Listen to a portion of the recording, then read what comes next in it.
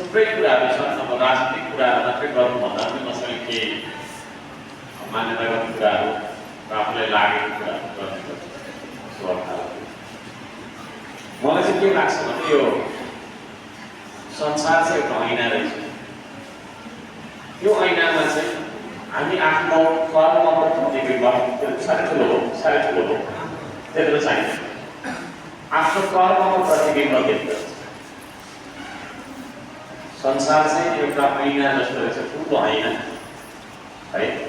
र जे हामी गर्छौँ त्यसको प्रतिबिम्ब चाहिँ देखिँदो रहेछ त्यो ऐनामा, र त्यो प्रतिबिम्ब नै जीवन रहेछ।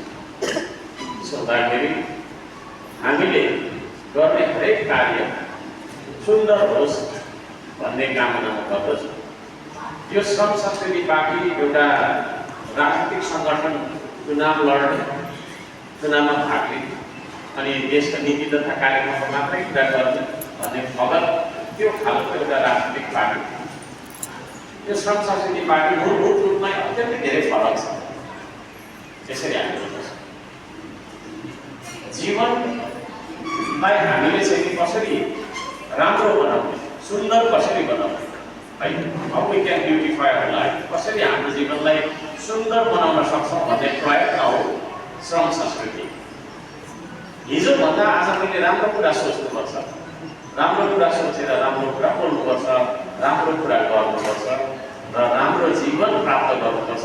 त्यो जीवन मेरो मात्रै नभएर अरूको लागि पनि काम लाग्ने खालको जीवन हुनुपर्छ भन्ने एउटा सुधारको अभियान हो श्रम संस्कृति।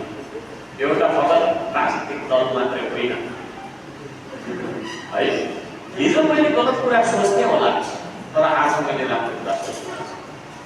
हिजोको गल्तीबाट सिक्दै आज मैले राम्रो कुरा सिक्नुपर्छ, राम्रो कुरा गर्नुपर्छ भन्ने सुधार तपाईँको चाहिँ धेरै उन्नतिको मार्ग, त्यो यात्रा हो श्रम संस्कृति। म यसरी बुझ्नको लागि यहाँ उपस्थित साथै मिडिया मार्फत मलाई हेर्नुहुने सम्पूर्ण शब्ददाताहरूलाई मेरो हार्दिक अनुरोध गर्छु।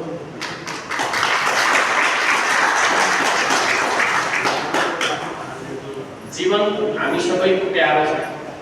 यो प्यारो जीवनमा 5वटा स्वर चाहिँदो रहेछ: सम्मान, सम्पत्ति, सन्तान, सुख अनि शान्ति। 5वटा स्वर हामीलाई चाहिँदो छ है, सबैलाई चाहिँदो छ।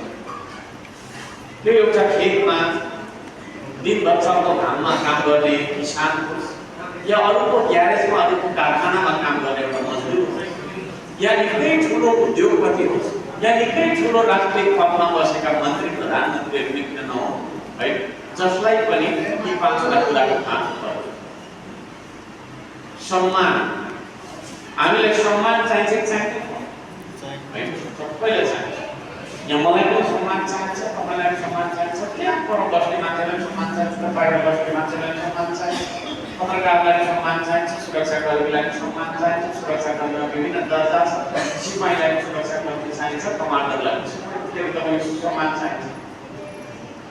हाम्रो देशमा समस्या थुप्रै छ। अब यो सबै समस्या बताएर मैले यहाँको साथीहरू छैन। सबैभन्दा ठुलो समस्या चाहिँ के रहेछ भने हामी एकअर्कालाई सम्मान गर्न जान्दैनौँ। The biggest problem हामीले गर्ने अज्ञानवश, भुलवश, अहङ्कारवश गर्ने